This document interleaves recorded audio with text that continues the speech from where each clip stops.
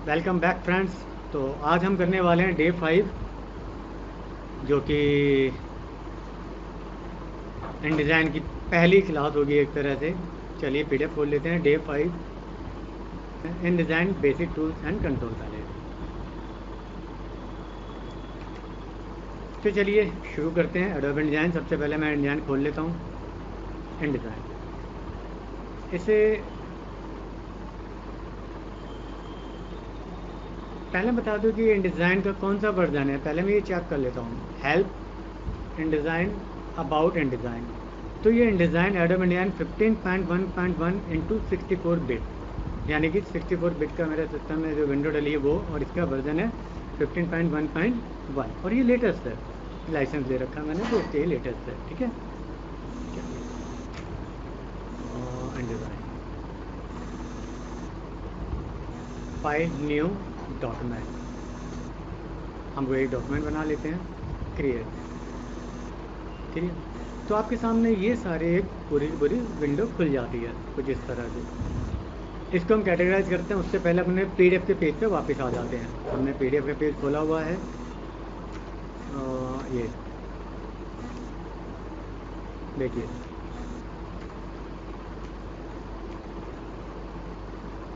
How to create new document, you can get file new और document. ठीक है, detail में हम जाएंगे, इसको पूरा सीखेंगे। उससे पहले हम लोग सीख लेते हैं कि जब हम एक फ़ाइल को खोलते हैं तो वो कुछ इस तरह से खुलती है जाएगी। ये लेटेस्ट वर्जन है, इसलिए कुछ डिफरेंस आपको नज़र आ रहे हैं। तो इसमें क्या है, यहाँ टूल बार है। मैं इसको दो स्क्रीन में आधा आधा खोल लेता हूँ।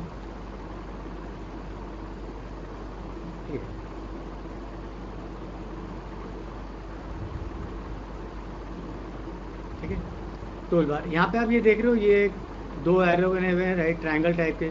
आप अगर इन्हें क्लिक करते हैं तो इसे आप अलग अलग तरीके से भी कर सकते हैं, और इसे अगर आप यहाँ से पकड़ते हैं तो ये फ्लोटिंग एलिमेंट की तरह आप इसे कहीं भी रख सकते हैं। ठीक है, ये क्या कहलाता है, मेन टूल बार।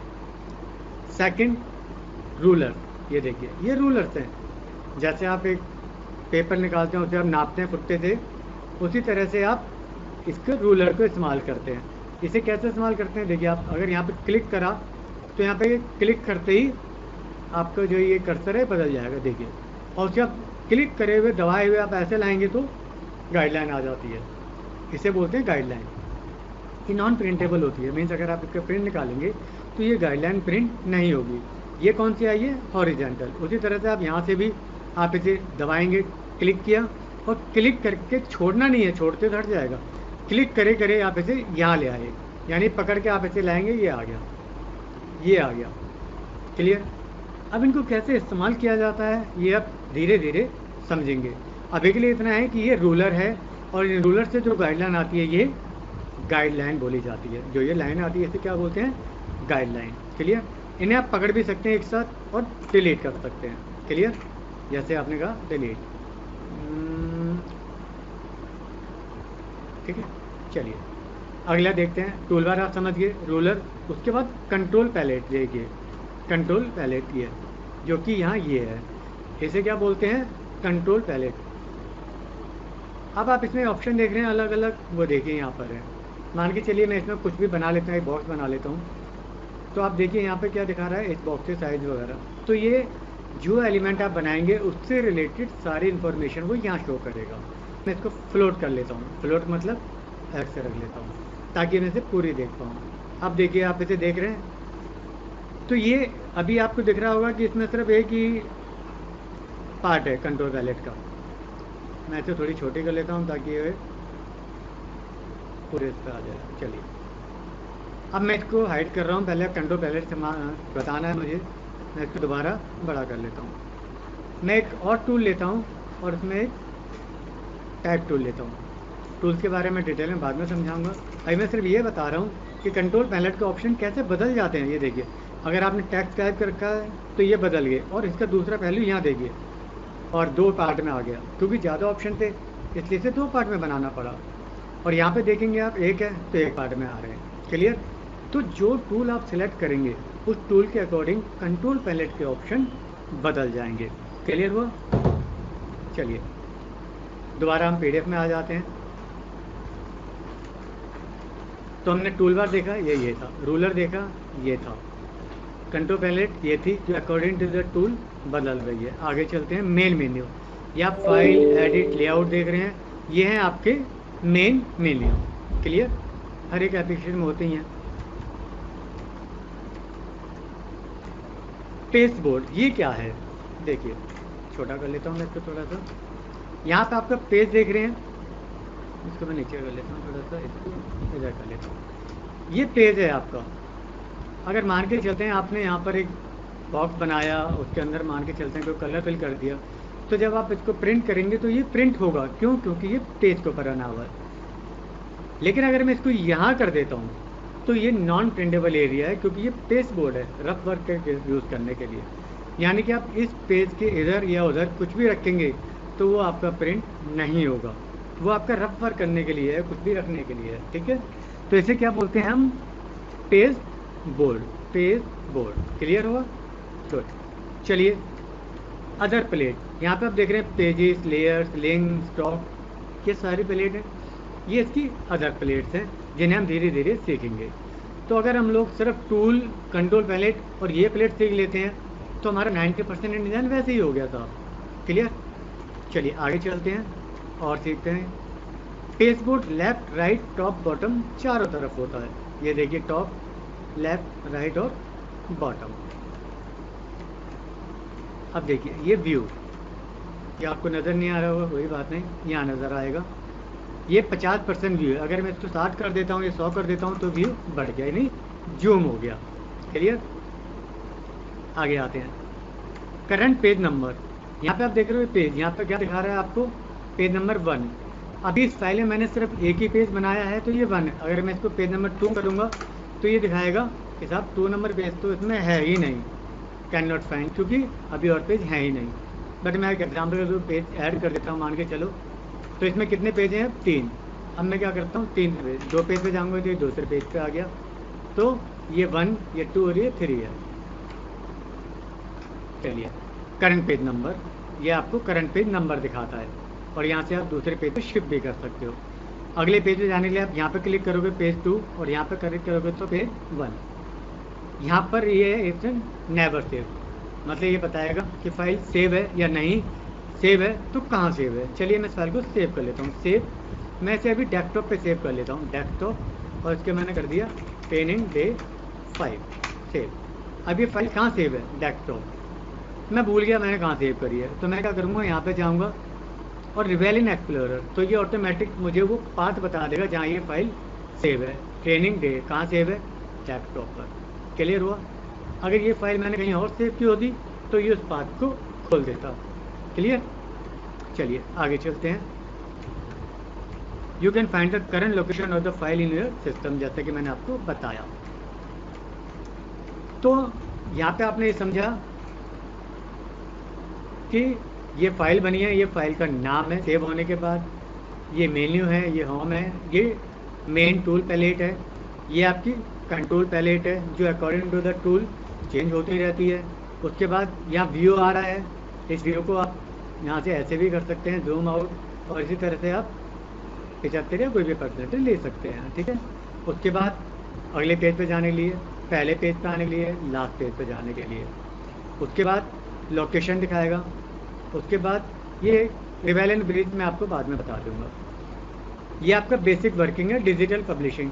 एक फाइल जो होती है वो प्रिंट के लिए भी हो सकती है और एक फाइल डिजिटल पब्लिशिंग के लिए भी हो सकती है, ये उसके लिए। अब डिजिटल पब्लिशिंग मैं आपको अभी नहीं बता रहा हूँ, तो अभी हम लोग प्रिंट पब्लिशिंग पे ही हैं, तो हम लोग बेसिक वर्किंग पे काम कर रहे हैं। तो फिलहाल आप इसको परमानेंट इग्नोर कर दीजिए। ठीक है, इवन ये हमारी ट्रेनिंग में इंक्लूड नहीं होगा, ये अलग से पूरी डिजिटल पब्लिशिंग की ट्रेनिंग होती है। चलिए फिर तक सीखने वाले हैं। चलिए यहाँ पे देखते हैं न्यू डॉक्यूमेंट। अब मैं न्यू डॉक्यूमेंट में वापस आता हूँ दोबारा से। अब मैंने न्यू डॉक्यूमेंट के लिए कंट्रोल एन, अब मैं शॉर्टकट हटा रहा हूँ, क्यों? मुझे यहाँ से दिखाना है कि कहाँ ऑप्शन होता है न्यू डॉक्यूमेंट। आप देख रहे हैं यहाँ पे ये है, बाद में करेंगे, पहले हम न्यू डॉक्यूमेंट पे आते हैं। अब जब आप न्यू बनाते हैं तो यहाँ पे आपको ऑप्शन मिलते हैं रिसेंट, सेव, प्रिंट, वेब और मोबाइल। मोबाइल पर बनाना है तो मोबाइल के अलग अलग ऑप्शन है, वेब के लिए अलग, प्रिंट के लिए अलग, और रिसेंट और सेव आप समझ सकते हैं कि रिसेंट अभी खोला था। हम प्रिंट पे काम कर रहे हैं तो प्रिंट पे आ जाइए। प्रैक्टिस कर रहे हैं तो हम जब प्रिंट निकाले, हमारे पास A4 का प्रिंटर है तो हम लोग A4 पे ही सारे प्रैक्टिस करने वाले हैं। लेटर, लीगल, अब A4 कहाँ मिलेगा? व्यू ऑल प्रीसेट, तो आपका A4 ये रहा। A4 पे क्लिक करेंगे तो ये साइज़ देगा, कितना साइज़ है। आपको अगर पाइका नहीं पता है तो आप यहाँ पे और इंचेज में देख सकते हैं क्या होते हैं। खैर मैं आप पाइका में काम करना चाहता हूँ क्योंकि इसी में ईजी होता है। मान लिए पेजेस 1 स्टार्ट 1, मैंने पेजेस कर दिए 10, यानी अब 10 पेज इंसर्ट होंगे। स्टार्ट विथ 1 से शुरू करेगा। ओरिएंटेशन वर्टिकल यानी लैंडस्केप रखना चाहते हो या पोर्ट्रेट या लैंडस्केप, ठीक है। तो ये लैंडस्केप है, यहाँ पे आप थोड़ा छोड़ दोगे तो नाम दिखाएगा पोर्ट्रेट मीन्स खड़ा। क्लियर? चलिए आगे चलते हैं। फेसिंग पेज, फेसिंग का क्या मतलब है? चलिए पहले इसी को देख लेते हैं। मैंने एक फाइल क्रिएट करी।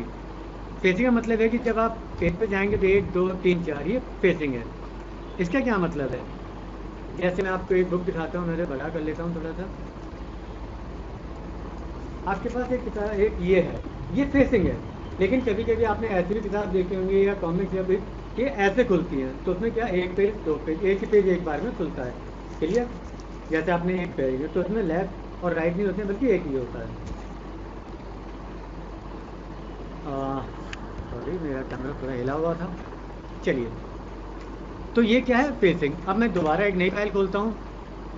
अब यहाँ मैं फेसिंग ऑफ कर देता हूँ। इसका क्या होगा? तो देखिए अब आपके सामने जो फाइल बनी वो ऐसे बनी सीधे, यानी कि लेफ्ट और राइट पेज इसमें नहीं आए, एक पेज आया। टिंग टिंग टिंग टिंग। ओके साहब, चलिए दोबारा वापस आ जाते हैं हम लोग उसी पे। तो मैं फेसिंग ऑन करके काम करूँगा क्योंकि जितनी भी किताबें बनाई जाती हैं 99% फेसिंग पेज में होती हैं। प्राइमरी टेक्स्ट फ्रेम, इसका क्या मतलब है? मैं इसको ऑफ रखता हूँ और क्रिएट करता हूँ।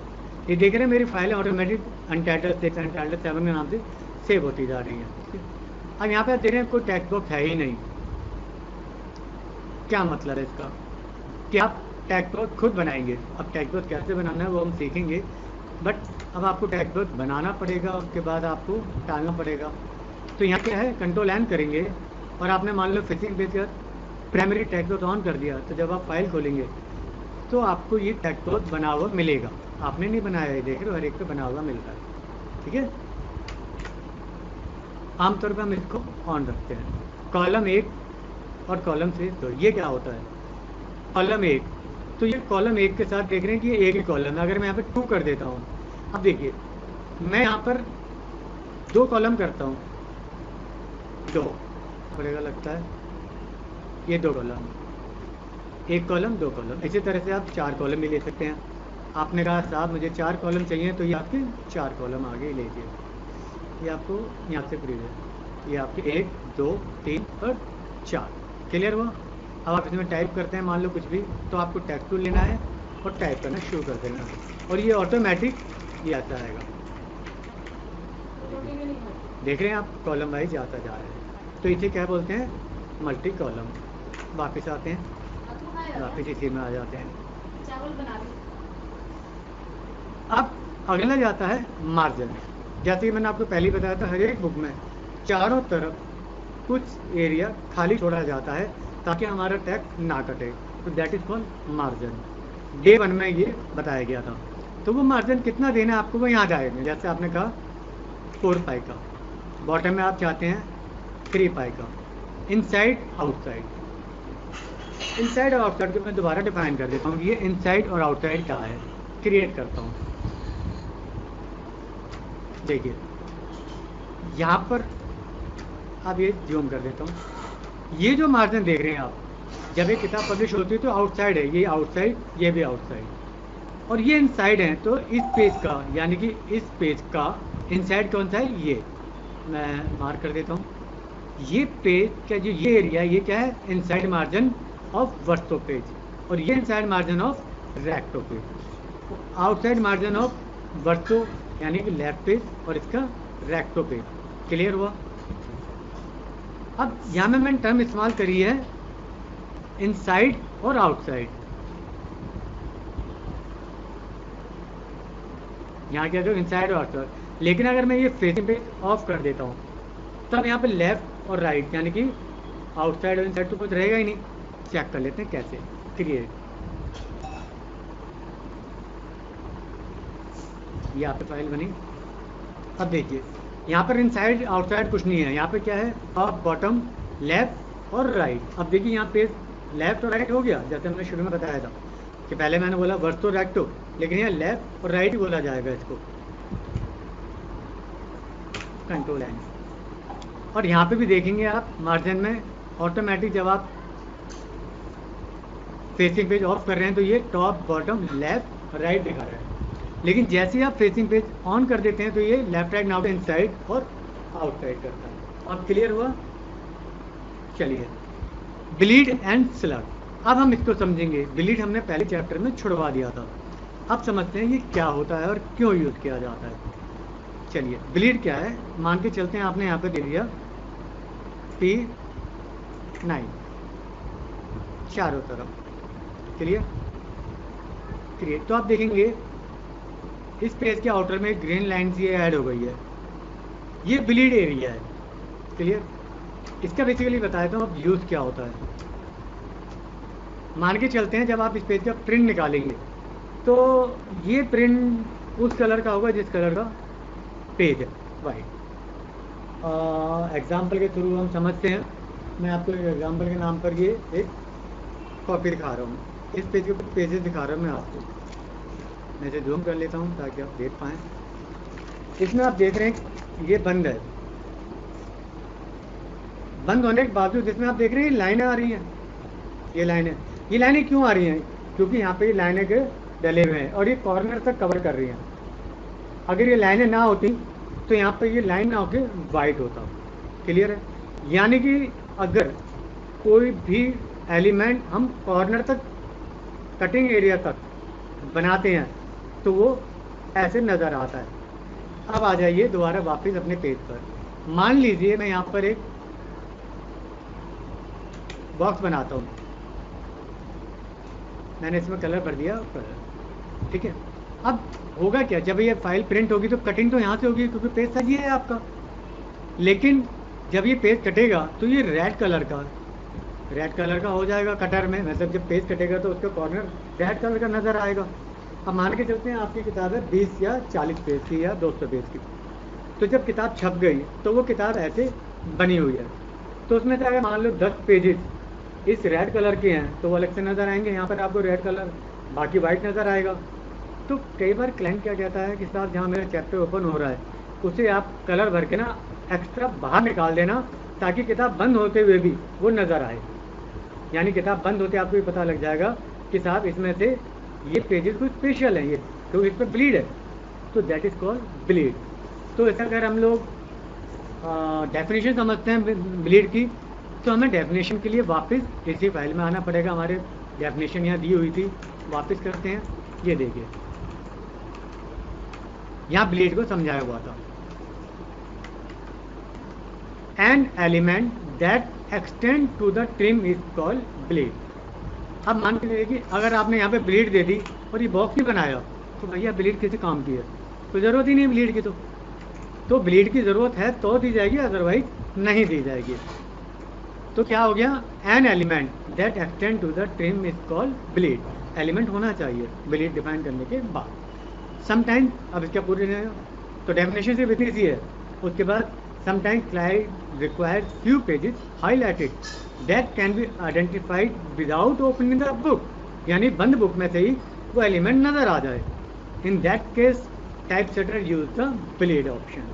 क्लियर? अब क्लियर? चलिए हम वापस आते हैं अपनी फाइल में।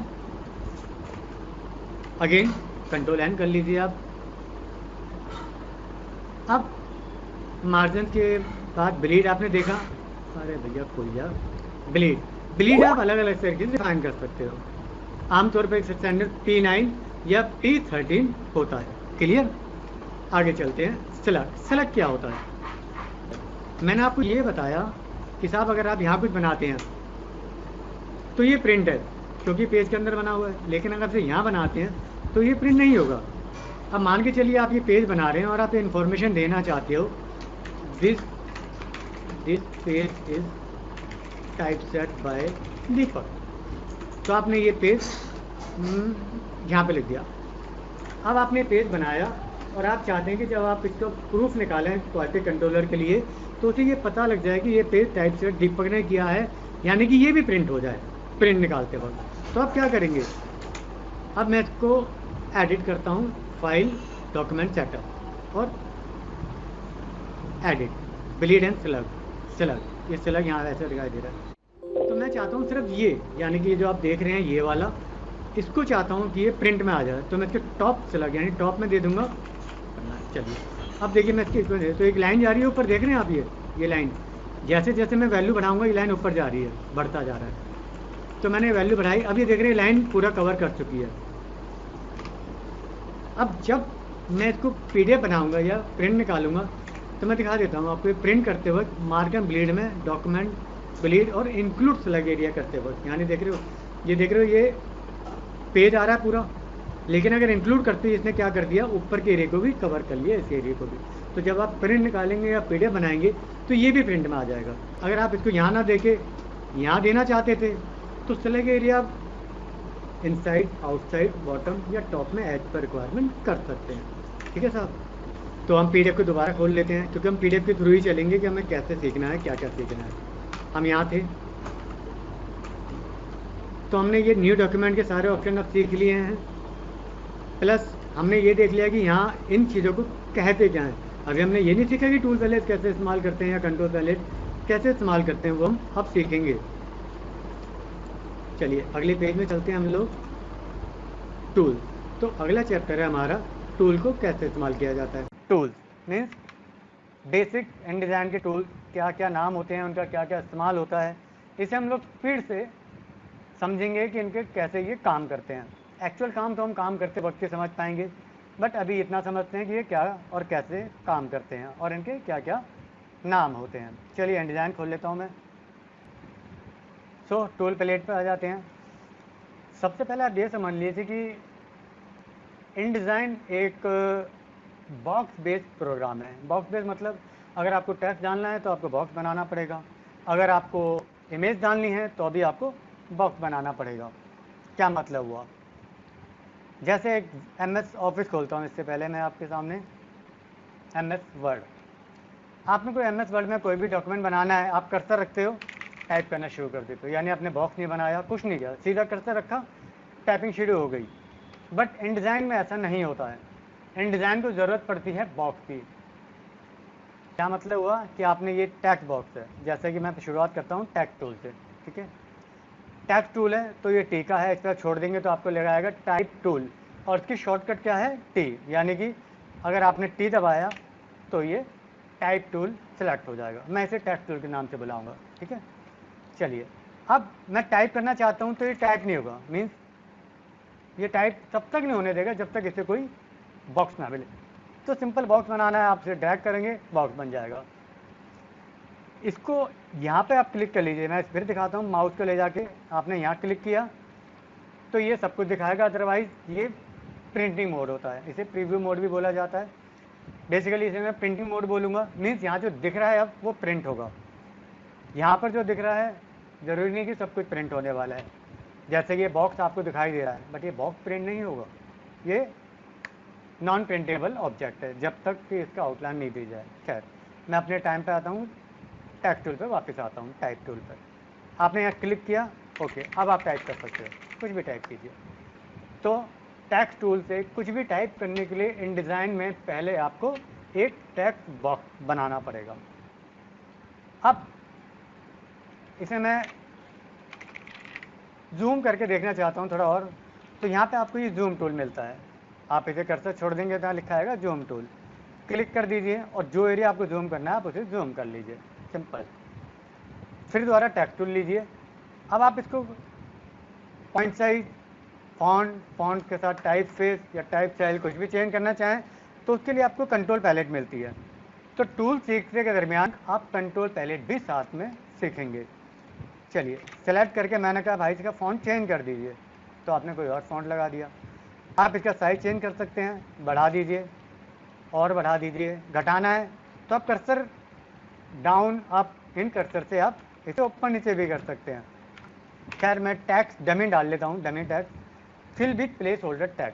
आपने क्या किया, राइट क्लिक किया माउस को तो ये ऑप्शंस आए, सारे ऑप्शन कराने के बजाय मैं यहाँ पे सिर्फ एक बता रहा हूँ, fill with placeholder text, ये डमी टेक्स्ट होगा, क्लिक, डमी टेक्स्ट आ गया। तो जो फॉन्ट आपने लगा रखा था वो सिलेक्ट हो गया। मैं ये फॉन्ट चेंज कर लेता हूँ और इसके बदले कर देता हूँ टाइम्स, तो टाइम्स रोमन रेगुलर, ठीक है।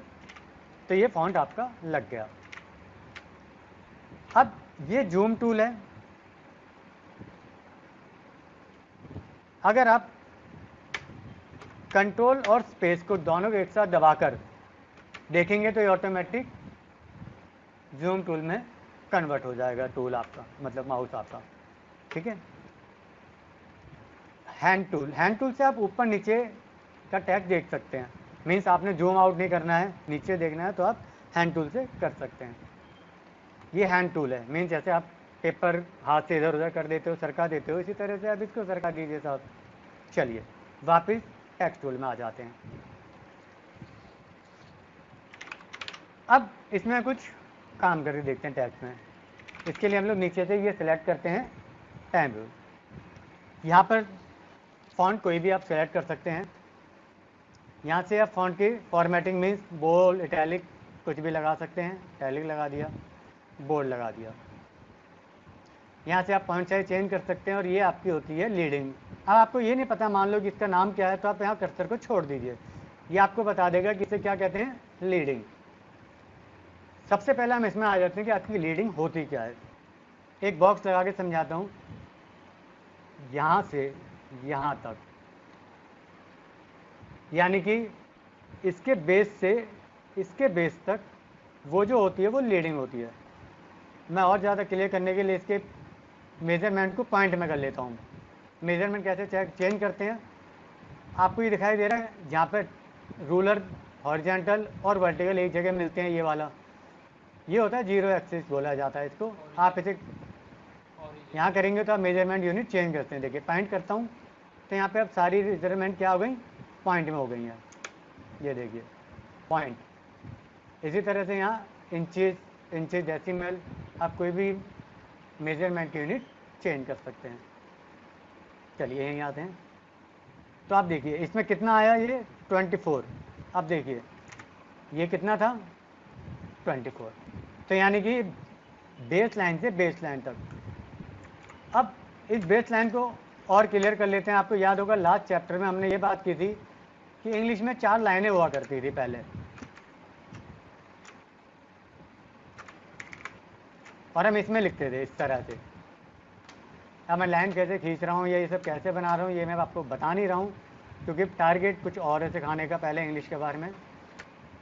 ऐसे याद आ गया, ये इंग्लिश की कॉपी बोलते थे। तो अब इसकी 4 लाइनों को देखिए, 4 लाइनें। अगर हमें ए टाइप करना है तो हम ऐसे टाइप करते थे ए, और अगर हमें बी टाइप करना है तो कैसे करते थे, बी, और सी टाइप करना है तो सी, और उसके बाद हम लोग वाई टाइप करते थे तो कुछ इस तरह से ये वाई आता था जो नीचे तक ऐसे ही होता था। तो इन चारों लाइनों के नाम होते हैं। इसको बोला जाता है टॉप लाइन को, ये जो टॉप लाइन है इसको क्या बोलते हैं, असेंडर। चलिए मैं आपको वो पेज खोल के दिखा देता हूँ जहाँ ये लिखा हुआ था, ताकि आपको याद आ जाए कि ये कहाँ था। ये देखिए ascender, main line, descender, base line.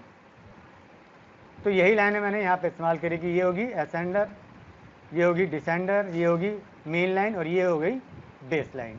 तो मैंने यहाँ टर्म यूज़ करी कि इसकी बेस लाइन से इसकी baseline to baseline 24, that is called leading. तो लीडिंग की क्या डेफिनेशन हुई, baseline to baseline, this is the space is called leading. चलिए लीडिंग क्लियर हो गया होगा, आगे चलते हैं। अब मुझे नहीं पता ये क्या है, ओके क्लिक कर दीजिए यहाँ पर, ये आपको दिखाएगा ये क्या है। ये है स्केल एक्स, मतलब अगर मान लीजिए आपने ये टैक्स सेलेक्ट कर रखा है, आप अगर इसे बढ़ाते हैं, देखिए मैं इसको बढ़ा रहा हूँ तो ये क्या कर रहा है, वर्टिकली इसको बड़ा कर रहा है। इसी तरह से ये हॉरिजॉन्टली इसको बड़ा करेगा। क्लियर हो गया। अब कैसे इसका इस्तेमाल होगा कब, वो आपको अपने आप धीरे धीरे पता लग जाएगा। चलिए इसको मैं रेगुलर कर देता हूँ बोर्ड लगाने के बजाय। तो ये आपका फॉन्ट, ये आपकी लीडिंग। अब ये आता है टाइप स्टाइल, मीन्स कैसा चाहते हैं, ऑल कैप या सुपरस्क्रिप्ट चाहते हैं आप, या सबस्क्रिप्ट चाहते हैं। तो यानी इस तरह से आप ये टाइप स्टाइल देख सकते हैं यहाँ से। जैसे आप इसे स्टैक थ्रू करना चाहते हैं, कट करके जैसे दिखाते हैं, या आप इसको स्मॉल कैप करना चाहते हैं, ये small cap. Clear? All cap और स्मॉल कैप में फ़र्क मैं समझता हूँ आपको पता ही होगा। स्मॉल कैप कैप होता है बट छोटे साइज में, और ये ऑल कैप बड़े साइज में। क्लियर हुआ? हटाना है तो हटा दीजिए, लगा हुआ है तो आपको इंडिकेट करेगा कि ऑल कैप लगा हुआ है यहाँ। ये देख रहे हो, ये ग्रे हो रखा है, अदरवाइज ये नहीं लगा होगा तो ग्रे नहीं होगा। क्लियर हो गया? चलिए आगे चलते हैं। अब ये मैट्रिक्स ये आपकी आती है, चलिए मैं इसका नाम देख लेता हूँ। इसको क्या बोलते हैं, मैं नाम पढ़ लेता हूँ पहले इसको, कर्निंग। कभी कभी नहीं बताता है तो दोबारा क्लिक कर दीजिएगा, बता देगा। ठीक है, चलिए इसे क्या बोलते हैं, कर्निंग। कर्निंग का क्या इस्तेमाल होता है, अभी के लिए आप इसे इतना समझ लीजिए कि कर्निंग मल्टीलिंगुअल लैंग्वेजेस में काम आती है। अगर ये इंग्लिश ना होती और जापानीज़ होती तो हम यहाँ पे मैट्रिक्स यूज़ ना करके ऑप्टिकल करते, उसके अपने रीजंस हैं। अब उसके लिए मुझे लैंग्वेज को थोड़ा सा बताना पड़ेगा कि उसमें पीरियड के बाद जैसे यहाँ स्पेस आ रहा है, जापानीज़ में नहीं आता है। जापानीज़ में ऑटोमेटिक स्पेस आता है, उसमें स्पेस डाला नहीं जाता कि जैसे हम टाइप करते हैं स्पेस को। ठीक है, तो अगर आपने जापानीज़ लैंग्वेज में कर्निंग यूज़ कर दिया तो वो गलत हो जाएगा, कर्निंग सॉरी मैट्रिक्स यूज़ कर दिया तो वो गलत हो जाएगा। यहाँ क्या रहता है, इंग्लिश या इंग्लिश बेस्ड लैंग्वेज के लिए मैट्रिक्स यूज़ किया जाता है। ये आ गया मैट्रिक्स, डिफ़ॉल्ट रूप से मैट्रिक्स होता है इसमें। क्लियर? और जापानीज़ चाइनीज़ इनके लिए क्या यूज़ करते हैं, ऑप्टिकल। ये आती है ट्रैकिंग। ट्रैकिंग क्या होता है, जैसे यही है, आपने देखा होगा वर्ड के बीच में स्पेस, ये देखिए ट्रैकिंग जैसे जैसे बढ़ रही है, वर्ड के बीच में सॉरी कैरेक्टर के बीच में स्पेस, माफ़ कीजिएगा, वर्ड के बीच में नहीं, कैरेक्टर के बीच में स्पेस। बाय डिफ़ॉल्ट ये 0 होती है। अब इसका क्या इस्तेमाल होता है ये भी आपको धीरे धीरे आगे पता लगेगा जब आप लाइव काम करेंगे। हॉरिजॉन्टल स्केल और वर्टिकल स्केल, ये वर्टिकल स्केल, ये हॉरिजॉन्टल स्केल मैं आपको बता ही चुका हूँ। ये बेस लाइन शिफ्ट है। बेस लाइन शिफ्ट मतलब मैंने आपको बताया था बेस लाइन है, ये देखिए ये लाइन खींच रहा हूँ मैं यहाँ पर, ये गाइडलाइन डाली है बेस लाइन पर। बेस लाइन शिफ्ट का मतलब मैं इसको अगर घटाऊंगा बढ़ाऊंगा तो ये बेस लाइन को ऊपर, यानी बेस लाइन से वो कैरेक्टर ऊपर चला जाएगा, ये देखिए ऐसे। उसी तरह से ये नीचे भी आ जाएगा। अगेन इसका भी यूज़ वक्त आने पे पता लगेगा। स्क्यू, अब देखिए ये इटैलिक करता हूँ मैं इसको, ये इटैलिक हो गया। मान के चलते हैं आपने कोई ऐसा फॉन्ट लगा रहे हैं जिसमें इटैलिक है ही नहीं, सिर्फ रोमन है। क्लाइंट कहता है कि मुझे तो इसी फॉन्ट में इटैलिक चाहिए, तो उसके इसमें आप इसके स्क्यू का इस्तेमाल कर सकते हैं। ये देखिए, ये देखिए, अब ये आपको पता नहीं लगेगा कि स्क्यू है या इटैलिक है। चलिए मैं इसको हटा लेता हूँ। अब ये स्टाइल्स हैं, अभी मैं इसको छुड़वा रहा हूँ, क्यों, बाद में बताऊँ। ये अलाइनमेंट है, ये क्या होती हैं, इसके लिए पहले मैं यहाँ पे स्पेस देता हूँ और इसके 3 पैराग्राफ बना लेता हूँ, उससे थोड़ा आसान होगा मेरे लिए समझाना। ये देखिए, अब ये एक पैराग्राफ 2 3, ठीक है, 3 पैराग्राफ है। मैं बीच वाले पैराग्राफ पर काम करूँगा ताकि आप ऊपर वाला पैराग्राफ भी देख पाएँ और नीचे वाला भी क्या फ़र्क हो रहा है। इस पे मैंने ये सिलेक्ट किया लेफ्ट। अभी इसके अलाइनमेंट क्या है, लेफ्ट। नीचे देखिए इसकी अलाइनमेंट क्या हो जाएगी, सेंटर। ये सेंटर देख रहे हो, सारा सेंटर आ गया। अगर मैं एक वर्ड दिखाऊं तो आपको ज़्यादा अच्छी तरह समझ में आएगा। देखिए सेंटर हो गया, ये लेफ्ट हो गया, ये राइट हो गया। उसी तरह से ये जस्टिफाई। अब सिंगल वर्ड में जस्टिफाई आपको समझ नहीं आएगा होता क्या है, क्योंकि उसके लिए ज़्यादा लाइनें चाहिए। ये इस पर आ जाते हैं। मैंने लेफ़्ट लिया, सेंटर किया, राइट किया, फिर लेफ़्ट किया। अब मैं इसको जब जस्टिफाई करता हूँ तो देखिए क्या होगा। अब ये लेफ़्ट साइड से अलाइन है, राइट साइड से हाइफनेटेड है, जस्टिफाई। अब जस्टिफाई में क्या होगा, लेफ्ट साइड से भी अलाइन है और राइट साइड से भी। दिस इज कॉल्ड जस्टिफाई करना। ये क्या है, आखिरी लाइन को सेंटर, यानी कि सारा पैराग्राफ जस्टिफाई रहा, सिर्फ आखिरी लाइन इसमें लेफ्ट रहेगी, इसमें सेंटर और इसमें पूरा का पूरा पैराग्राफ जस्टिफाई, आखिरी लाइन को मिलाकर। जैसे मैं आखिरी वर्ड डिलीट करता हूँ तो भी ये जस्टिफाई ऑटोमेटिक हो जाएगा। हो गया, चलिए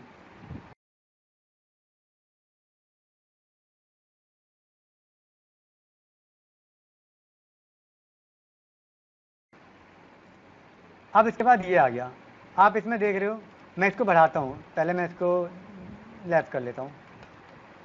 देखिए मैं यहाँ पे होता हूँ, क्या होगा इससे क्या होगा, लेफ्ट स्पेस क्रिएट होगा। देखिए सारा पैराग्राफ लास्ट में जा रहा है, this is called left space. चलिए इसे मैं पढ़ लेता हूँ, क्या नाम है इसका, लेफ्ट इंडेंट। दूसरा है ये first line indent. First line indent नाम मैं इसलिए पढ़ता हूँ कि मुझे खुद भी याद नहीं रहता कि इसको कहते क्या है। खैर, फर्स्ट लाइन इंडेंट, जैसा कि इसके नाम से पता लग रहा है, पैराग्राफ की सिर्फ पहली लाइन आगे जाएगी। क्लियर हो गया। ये उल्टी भी हो सकती है, माइनस में भी जा सकती है, देखिए, लेकिन माइनस में ये तब जाएगी जब ऊपर कोई प्लस वैल्यू है, यानी ये माइनस में -80 तक जा सकती है, -80। अगर मैं और ज़्यादा माइनस करना चाहूँगा तो क्या होगा, नहीं होगा। क्यों, माइनस उतना ही जाएगा जितना प्लस आपने कर रखा है इंडेंट। क्लियर है। ये राइट इंडेंट है, यानी अब राइट से स्पेस आता जाएगा। और ये आखिरी लाइन इंडेंट है, मीन्स अगर मान लीजिए, ये देखिए अब मैं इसको इंडेंट बढ़ाता हूँ, देखिए आखिरी लाइन में इंडेंट बढ़ता जाएगा। ये जब आप काम करेंगे तो क्लियर हो जाएगा। क्लियर हुआ। ओके, इसे मैं हटा नहीं सकता क्योंकि पहले मुझे इसको 0 करना पड़ेगा, क्योंकि माइनस में नहीं हो सकती। अब आपको मैं थोड़ा सा ये बताता हूँ कि ये एक्चुअली में इस्तेमाल कैसे होते हैं। जैसे आपने नंबर लिस्ट देखा होगा, 1 डॉट ये। अब आमतौर पर ये जो बाकी नंबर के बाद ये टेक्स्ट होता है वो यहाँ से अलाइन होता है, तो हम ये इस्तेमाल तब करते हैं। देखिए मैंने यहाँ पे दे दिया 24 और यहाँ दे दिया -24। अब देखिए हो गया ये, यानी कि 24 माइनस, सारा पैराग्राफ 24 पे है, पहली लाइन माइनस में है, तो 1 पहली लाइन में आ रहा है, ये माइनस में हो गया। तो इस तरह से सेटिंग होगी। अगली बार एंटर मारेंगे 2 डॉट और ये ऐसे, ये देखिए आप टाइप कर रहे हैं, ऑटोमेटिक अगला लाइन वहीं से अलाइन होगा। तो ये इसका बेसिक यूज़ होता है।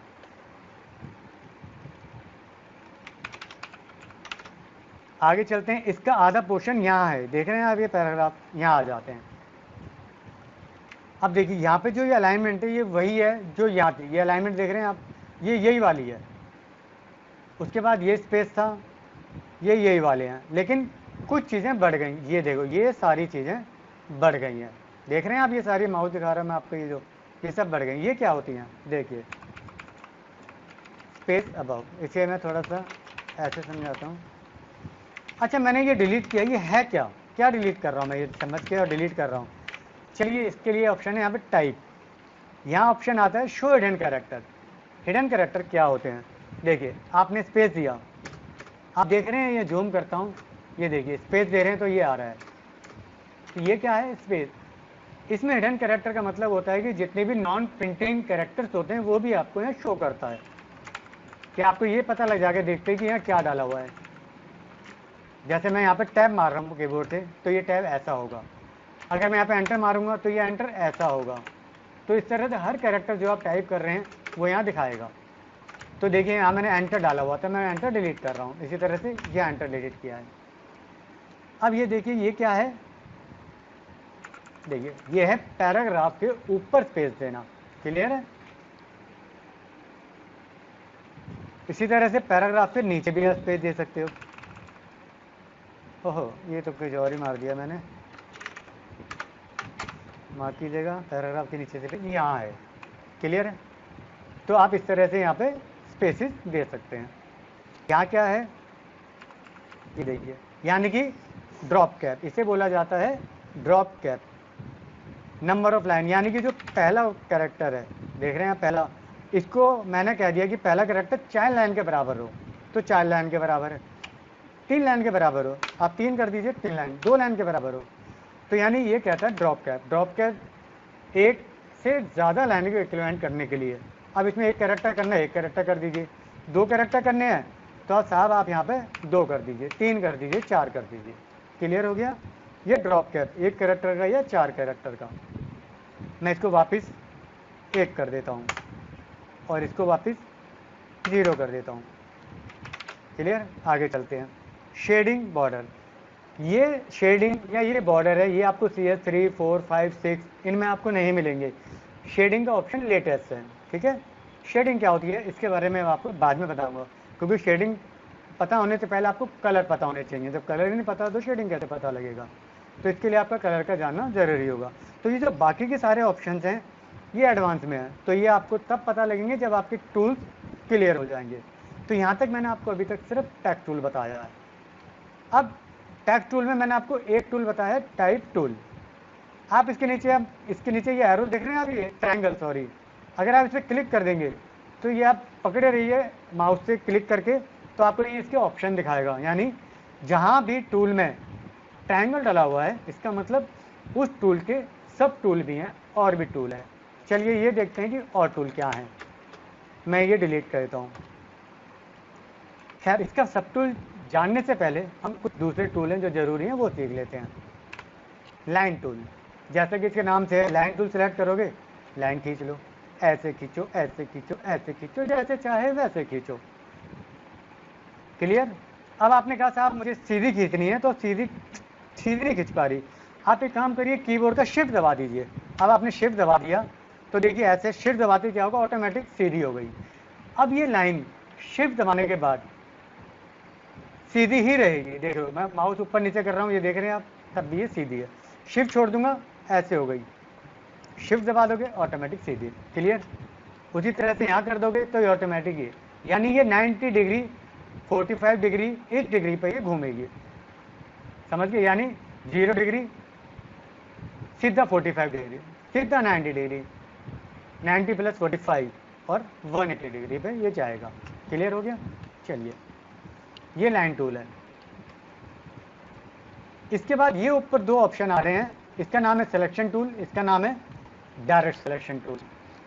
मैं यहाँ पर इजी तरह से समझाने के लिए इसे बोलूँगा आइटम टूल। क्लियर? क्यों बोल रहा हूँ आइटम टूल? कि यहाँ पर आप टेक्स्ट बॉक्स बनाइए, पिक्चर बॉक्स बनाइए, कोई भी बॉक्स बनाइए, लाइन खींचिए, आप इस आइटम टूल से किसी भी आइटम को सिलेक्ट कर सकते हो। एक आइटम को सिलेक्ट कीजिए, 2 को कीजिए, 3 को कीजिए, सारी कीजिए, आप उन्हें कुछ भी कर सकते हैं। मैं इस एक आइटम से शुरू करता हूँ। मैंने इसको सिलेक्ट किया। कोई भी आइटम आप सिलेक्ट करोगे तो उसके आपको 1 2 3 4 5 6 7 8 कॉर्नर आपको दिखाई देंगे। अब क्योंकि मैंने टूल चेंज कर दिया, अब क्या टूल सिलेक्टेड है? आइटम टूल, सिलेक्शन टूल, तो नीचे ऑप्शन भी बदल गए। अब देखिए, अगर आपने आइटम टूल सेलेक्ट कर रखा है तो कुछ तो सेलेक्ट करना पड़ेगा, क्योंकि आपने आइटम सिलेक्शन टूल इस्तेमाल किया है, तो आइटम तो सेलेक्ट कीजिए। आपने सिलेक्शन किया बॉक्स, खाली बॉक्स, तो ऑप्शन ये आ रहे हैं। आपने आइटम सेलेक्ट की लाइन टूल, तो ऑप्शन बदल गए। मैं पहले लाइन से आता हूँ, लाइन से शुरू करता हूँ। लाइन टूल लिया, लाइन खींची आपने, लाइन खींची। अब देखिए, आपने इसे सिलेक्ट किया तो ऑप्शन देखिए यहाँ पे क्या क्या आ रहे हैं। सबसे पहले आप इसको समझिए, यहाँ क्या है? Reference point. ये क्या होते हैं? किसी भी बॉक्स को सिलेक्ट किए, देखो 8 रेफरेंस पॉइंट आ रहे हैं, लेकिन 8 में से सिलेक्टेड सिर्फ 3 है, 1 2 3। लेकिन अगर मैं बॉक्स करता हूँ तो कितने? 8 रुपये आता हूँ। ये क्या होते हैं? इसको सिलेक्ट किया, ये रेफरेंस। अब मैं इसके लेंथ को बढ़ा रहा हूँ, लाइन को। आप चाहें तो यहाँ ऐसे भी बढ़ा सकते हैं, छोटा कर सकते हैं, और चाहें तो यहाँ से एक्यूरेट विड्थ दे सकते हैं। अब आप देखिए, मैंने इसे लाइन को विड्थ बढ़ाई तो ये कैसे बढ़ रही है, देखिए दोनों तरफ, यानी कि लेफ्ट में भी और राइट में भी दोनों तरफ बराबर पड़ रहा है। मान के चलते हैं आपने बोला कि साहब मुझे सिर्फ राइट में बढ़ाना है, तो इसी रेफरेंस पॉइंट को सेंटर से हटा दीजिए, लेफ्ट में लॉक कर दीजिए। ये लॉक हो गया है। लॉक कहाँ हुआ? लेफ्ट में। लेफ्ट हिलेगा नहीं, अंगद के पैर की तरह जमा रहेगा। राइट हिलेगा। देखिए अब आप बढ़ा रहे हैं तो क्या हो रहा है? राइट बढ़ रहा है, क्योंकि लेफ्ट को आपने लॉक कर दिया। और अगर आप इसे उल्टा कर दीजिए, लॉक कर दीजिए इधर, तो क्या होगा? अब ये इधर बढ़ेगा। क्लियर? और अगर आप बीच में रख देंगे तो सेंटर से बढ़ेगा, जैसे कि मैं पहले बता चुका था, यानी दोनों तरफ बढ़ेगा। इसके साथ में रेफरेंस पॉइंट का और क्या यूज है, देखिए मैंने सेलेक्ट किया, सेलेक्ट करके डिलीट किया, सिर्फ सेलेक्ट किया, डिलीट किया, सेलेक्ट किया, डिलीट किया। ठीक है, मैं तो थोड़ा सा ऊपर, आप इसे पकड़ के ऊपर नीचे कहीं भी ले सकते हैं आइटम टूल से आगे। जैसे आपने सिर्फ इसको सेलेक्ट किया तो आप इसे छोटा बड़ा कर सकते हैं। मैं एक बार वापस रूलर पे आ जाता हूँ, क्योंकि मुझे कुछ चीज़ें सिखानी है जिसके लिए ये सीखना ज़रूरी है। यहाँ आप देखिए, ये है, इसको मैं राइट क्लिक करता हूँ, इसे बोलते हैं लॉक 0 पॉइंट। इसका क्या मतलब है? देखिए यहाँ पर ये देख रहे हैं 0, ये यहाँ से क्लिक है। अगर मैं इसको यहाँ करता हूँ ऐसे, आई रिपीट, मैं यहाँ गया, माउस को दबाए रखा, दबाए हुए मैं यहाँ लाया, तो ये क्या है, जो जीरो बाय यहाँ लगा हुआ था वो यहाँ लग जाएगा। तो इसे बोलते हैं जीरो लॉक। आप कहाँ लगाना चाहते हैं, आपने कहा मैं जीरो लॉक यहाँ से लगाना चाहता हूँ, तो इसको पकड़ो और वहाँ रख दो। जैसे जीरो लॉक आपको यहाँ से रखना है तो यहाँ रख दो। इसका क्या यूज़ है ये आपको थोड़ी देर में पता लग जाएगा। मैं यहाँ पर डबल क्लिक कर दे रहा हूँ, सिंपल डबल क्लिक, तो जीरो लॉक ऑटोमेटिक पेज के कॉर्नर पर लग जाएगा। मैं दोबारा दिखाता हूँ, मैंने यहाँ लगाया तो जीरो लॉक आपका कहाँ है, यहाँ पर है। मैंने यहाँ डबल क्लिक किया तो आपका जो ये जीरो लॉक है ये ऑटोमेटिक यहाँ लग जाएगा। डबल क्लिक, जीरो लॉक यहाँ, और यहाँ भी ये आ गया दोनों तरफ से। इसका क्या मतलब है, अगर मैं इसको पेज के बिल्कुल कॉर्नर पर रखता हूँ, देखिए मैं कॉर्नर पर रखा है, बिल्कुल कॉर्नर पर रखा है मैंने टॉप पे, तो समझिए, और इसको मैं कर देता हूँ लेफ्ट। अब समझिए एक्स और Y, X reference Y reference.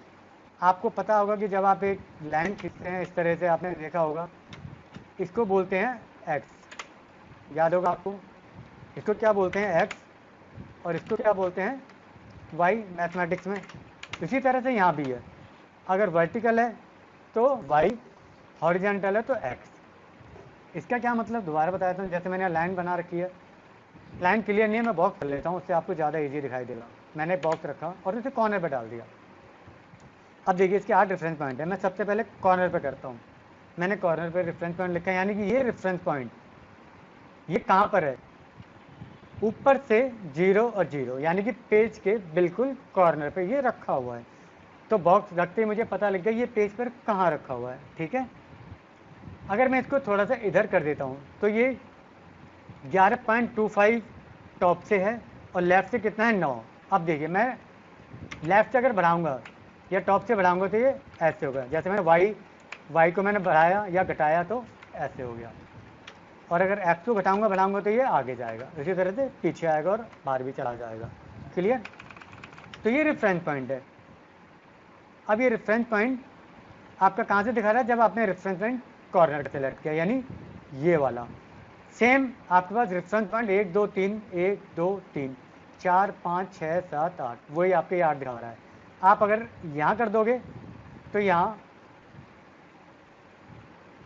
ये सिलेक्ट, ये हो गया, ये सिलेक्ट माना जाएगा, ठीक है। मैं लेफ़्ट करता हूँ, अब देखिए मैं साइज बढ़ाता हूँ, अगेन लेफ़्ट मैंने लॉक कर दिया है, साइज बढ़ाऊंगा तो क्या होगा, आगे बढ़ेगा। ये रख दूंगा तो क्या होगा, दोनों तरफ बढ़ेगा। और अगर मैं सेंटर में रख दूंगा तब क्या होगा, दोनों तरफ ऊपर नीचे। वाई करूँगा तो ऊपर नीचे और लेफ़्ट राइट बढ़ेगा। ये आप करेंगे तो ऑटोमेटिक क्लियर हो जाएगा, क्योंकि कॉम्प्लेक्स नहीं है ये। चलिए अब मैं इसमें एक फ़ोटो प्लेस कर रहा हूँ, फाइल प्लेस इमेज, हाँ ये है करके आप यहाँ से पकड़ के बॉक्स को बड़ा कर सकते हैं। क्लियर, तो आपको यहाँ ये पता लग रहा है कि इमेज कितनी बड़ी है, देखिए दिखा रहा है पूरा इमेज को, तो आपको बॉक्स इतना बड़ा करना पड़ेगा। अब ये बड़ा मुश्किल हो रहा है बॉक्स से छोटा बड़ा करना, तो एक काम करते हैं, मैं राइट क्लिक करता हूँ और यहाँ पर ऑप्शन आता है फिटिंग का, कंटेंट प्रोपोर्शनली, तो कंटेंट ऑटोमेटिक उसके अंदर आ जाएगा, यानी कंटेंट छोटा होके बॉक्स के अकॉर्डिंग फिट हो जाएगा, ठीक है। खैर मैं आपको आइटम टूल और डायरेक्ट सिलेक्शन टूल बता रहा था, मैं उसको वापस आता हूँ। आइटम टूल सेलेक्ट करेंगे तो आप आइटम लाते हैं, लेकिन अगर आपने डायरेक्ट सिलेक्शन टूल सेलेक्ट किया, अब आप देखिए हिला रहे हैं, लेकिन अब हिल क्या रहा है, उस आइटम के अंदर जो आइटम है, means content of the box. मैं रिपीट करता हूँ, ये देखिए, अब आप इसको कहीं भी रख दीजिए, ये आप इसे लाते हैं कंटेंट, और अगर आपने ये सिलेक्ट किया तो आप इसको ये हटा सकते हैं। नेक्स्ट टूल हमारा होगा पेन टूल। जिन लोगों को फोटोशॉप आता है उनके लिए ये टूल बच्चों का खेल है, क्योंकि उन्हें पहले से ही पूरी की पूरी तरह से ये टूल आता है। ये क्या काम करता है, चलिए दोबारा मैं लाइन टूल पे आता हूँ। पहले लाइन क्या कर रही थी, आप अपने हिसाब से लाइन ऐसे बना सकते थे, लेकिन जब आप छोड़ते थे तो क्या होता था, एक नई लाइन बनती थी, लेकिन ये आपस में कनेक्टेड नहीं है, देख रहे हैं आप। पेन टूल भी पूरी तरह से वही है, देखिए आपने करा यहाँ पे आया, उसके बाद आप एस्केप दबा देंगे, छोड़ सकते हैं। उसके बाद दोबारा पेन टूल ले लीजिए, आपको दोबारा करना है तो आप कहीं से भी, ये देखिए, यानी जिस शेप में आप चाहते हैं उस शेप में आप बना सकते हैं। तो यहाँ पे अगले इसके कुछ ऑप्शंस हैं, ऐड एंकर, डिलीट एंकर और कन्वर्ट डायरेक्ट सिलेक्शन पॉइंट, इनको भी हम लोग समझते हैं।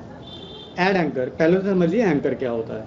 देखिए मैं थोड़ा जूम कर देता हूँ, आप इसे देख रहे हैं। अगर मैं इसको डायरेक्ट सिलेक्शन टूल लूँगा तो ये पूरे पॉइंट दिखाएगा। यहाँ से शुरू किया, यहाँ पर हमने क्लिक किया, फिर यहाँ किया, फिर तो ये जितने भी पॉइंट दिख रहे हैं इन्हें बोलते हैं एंकर पॉइंट। अभी आप देखो ये एंकर पॉइंट सारे सिलेक्टेड हैं, तो इसका क्या असर, अगर मैं इसको इधर करूँगा तो पूरे लेगा। मैं इसके बाहर क्लिक कर देता हूँ, कहीं क्लिक किया, अब मैं इसको ऐसे पर क्लिक करता हूँ तो आप देखिए इसमें कितने भी हैं, ये सारे खुले हुए हैं। मैं थोड़ा जूम करता हूँ आपको समझ में, देखिए नहीं जूम नहीं, जूम आउट ही करना पड़ेगा साहब। मैं दोबारा दिखाता हूँ, देखिए सिलेक्शन हो गया, आपको देख रहे हैं अभी।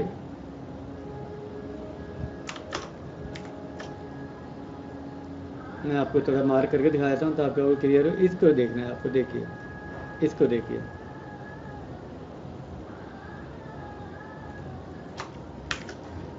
समझिए।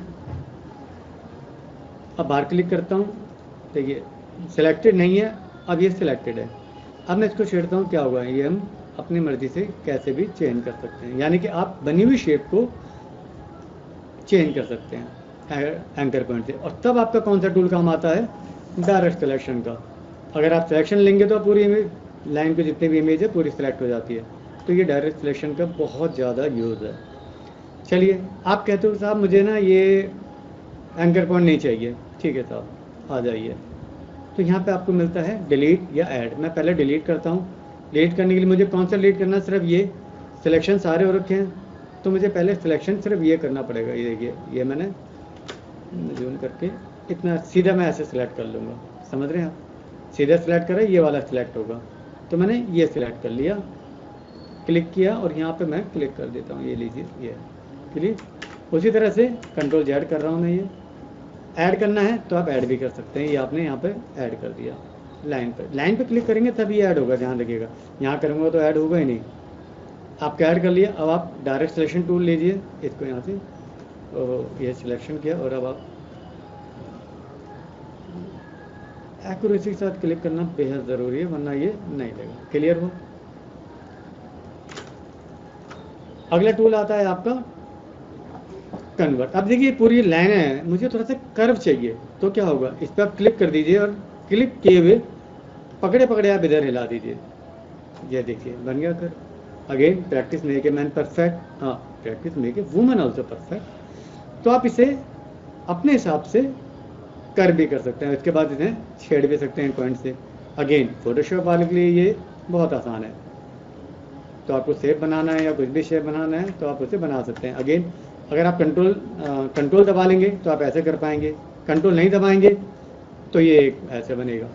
तो काम करते हुए कंट्रोल को कैसे यूज़ करना है या शिफ्ट को कैसे, देख रहे हैं शिफ्ट दबा देंगे तो ऐसे हो रहा है, ये नहीं दबाएंगे तो फ्री है। तो कंट्रोल का यूज़, शिफ्ट का यूज़ कैसे होते हैं वो आप इसे करके देखिएगा। चलिए मैं इसको डिलीट करता हूँ। आपका पेन टूल कंप्लीट हुआ। बहुत ज़्यादा प्रैक्टिस हम लोग इसकी नहीं करने वाले हैं, वो आप प्रैक्टिस कर लीजिएगा। अगला पेंसिल टूल। दोबारा पेन टूल पे आता हूँ। देखिए पेन टूल क्या आता है, यहाँ क्लिक किया, यहाँ क्लिक किया, लेकिन ये फ्री नहीं चल पा रहा है। देख रहे हैं, मतलब कैसे, पेंसिल टूल पे आइए, ये देखिए आप इसमें जैसे चाहें वैसे चलाइए, कोई एस्केप दबाने की जरूरत नहीं है, जहाँ छोड़ दोगे वहाँ ख़त्म। चलिए थोड़ा और आगे चलते हैं। यहाँ पे आपको कैंची दिखाई दे रही है, सीजर टूल है ये। कैंची का काम काटना होता है तो साहब ये काटेगी किसको, एंकर पॉइंट को। ये नहीं कि यहाँ से काट देगी, जहाँ एंकर पॉइंट है ये वहाँ से काटेगी। अभी देखिए पहले इसको दिखाते हैं क्या कहते हैं। मैं इसको ना आउटलाइन देता हूँ, उससे ज़्यादा आपको अच्छी तरह समझ में आएगा। देखिए अगर मैं सीजर टूल नहीं है, मैं इसको सिलेक्ट करता हूँ तो क्या होता है, ये जुड़े हुए हैं, ये लाइन और ये लाइन जुड़ी हुई है।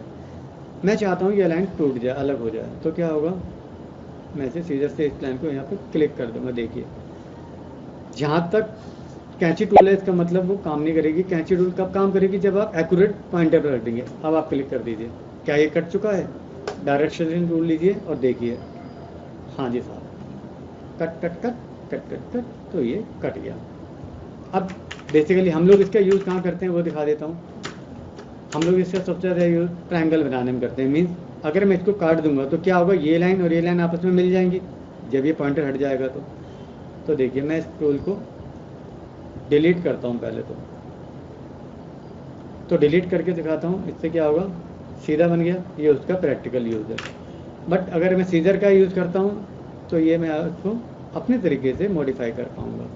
कट गया है क्या? पता नहीं कटा है कि नहीं कटा। ओके, फिर कट गया। अब देखिए, अब आप इसको अपनी मर्जी से कोई भी शेप देते हैं। मैं सेंटर में रख देता हूँ, ये सेंटर पॉइंट है, सेंटर में रख दिया और इसको मैंने कुछ भी शेप दे दीजिए आप अपनी मर्जी से, या आप ऐसे कर दीजिए, ऐसे कर दीजिए, जैसे देना चाहें वैसे कर दीजिए। ठीक है, और आप चाहते हैं कि साहब इसको मैं यहाँ मिला दूँ, तो दोबारा इसी टूल में आइए और ऐड कर दीजिए। यहाँ पर ऐड कर दोगे तो क्या होगा, आप यहाँ से क्लिक करा, ऐड कर दिया, नहीं हुआ साहब, ये ऐड हो गया। अब आप क्लिक कर दिए और इस पॉइंट को आप खींचेंगे तो क्या होगा, क्योंकि आपने ऐड किया है तो ये ऐड हो गया। इसको थोड़ा और ऊपर ले लीजिए, इसको सीधा लेना है सीधा ले लीजिए। गाइडलाइन रख के आप इसे एक्यूरेट भी कर सकते हैं, लाइक सीधा कर दीजिए इसको पहले इस तरह। चलिए आगे चलते हैं। सीजर टूल कंप्लीट हुआ। रोटेशन टूल, जैसा कि इसकी आइकॉन से दिख रहा है कि ये घुमा रहा है, मीन्स देखिए इसमें आपने पकड़ा ये घुमा देगा। सिंपल टूल, साधारण टूल। चाहे आप कुछ भी कर लीजिए, लाइन टूल खींचिए और अब आप इसे रोटेट कर सकते हैं। ये देखिए, क्लियर? चलिए, रोटेशन टूल का इतना यूज़ है, बाकी इसमें और टूल भी हैं, आप उन्हें भी देख सकते हैं। लाइक स्केल टूल से क्या होगा, देखिए स्केल टूल से क्या होगा, ये देखिए स्केल टूल इस्तेमाल कर लेता हूँ, ये देखिए, यानी कि अपने आप ही बढ़ता है। अब ये कैसे काम करता है, प्रैक्टिकली क्या यूज़ होता है, ये फ्यूचर में देखेंगे। हालांकि मैंने तो कभी इसको यूज़ किया नहीं है। अगेन फोटोशॉप में बहुत यूज़ होता है ये। खैर ये दोनों टूल आप देख लीजिएगा, ठीक है। चलिए आगे चलते हैं। हैंड टूल ये मैं आपको बता चुका हूँ, तो कौन सा टूल रह गया है, शुरू से वापस चलते हैं। ये टूल हमारा हो गया item tool, direct selection tool, text या टाइप टूल, लाइन टूल, ये ऐड एंड पेन टूल है, मैं पेन टूल पर क्लिक करता हूँ, pen tool, pencil tool, box tool. चलिए बॉक्स टूल को दोबारा देखते हैं। जब हम वेब टूल बनाते हैं तो इसके अंदर एक पूरा बॉक्स बना हुआ दिखाई देता है, ये लाइनें दिखाई दे रही हैं। इसका मतलब क्या है, अगर मैं आइटम टूल से इसको कहीं भी लाऊंगा, यहाँ रख के लाऊंगा, खुल जाएगा। अगला टूल क्या है, ये है रेक्टेंगल टूल, मीन्स मैंने इसे बनाया, इसके बीच में आप देख रहे हैं लाइनें नहीं है, क्यों, क्योंकि ये खाली है। खाली का क्या मतलब हुआ, आपने इसको यहाँ क्लिक किया, हिला सकते हैं, आप यहाँ क्लिक करेंगे इसको नहीं हिला पाएंगे, क्यों, ये तो खाली है। इसको खिलाने के लिए आपको यही चाहिए। तो बेसिकली ये लाइन टूल के साथ बना हुआ बॉक्स टूल है। मुझे नहीं पता ये एक्चुअली में क्यों और कितना और कहाँ यूज़ होता है, क्योंकि मैं तो इसको भी चेंज कर देता हूँ। खैर आगे चलते हैं। यहाँ पर मैंने आपको दो टूल नहीं बताए, ये है ग्रेडियंट स्वेच टूल और ये है ग्रेडियंट फीदर टूल। इसको हम लोग कलर समझने के बाद समझेंगे, क्योंकि अभी हमारे कलर समझे नहीं है, ठीक है।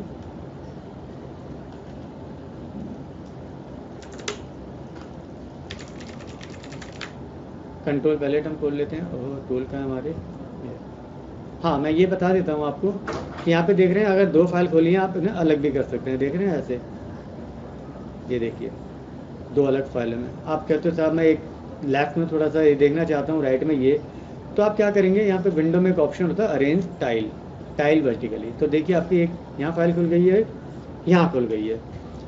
आप कहते हैं साहब मुझे तो सिर्फ एक ही फाइल देख रहा हूँ, चलिए एक चीज़ दिखाते हैं आपको। आपने कहा मैं डे 5 में हूँ और मैं चाहता हूँ डे 5 देखना चाहता हूँ वहाँ क्या था, लेकिन मैं डे 5 भी साथ के साथ देखना चाहता हूँ। तो आप क्या करेंगे, विंडो अरेंज, यहाँ पे आपको ऑप्शन मिल रहा है न्यू विंडो 4, ये फाइल का नाम। इसमें क्या होगा, एक ही फाइल आपकी दो जगह खुल गई है, देख रहे हैं आप, ये भी फाइल वही है, ये भी फाइल वही है।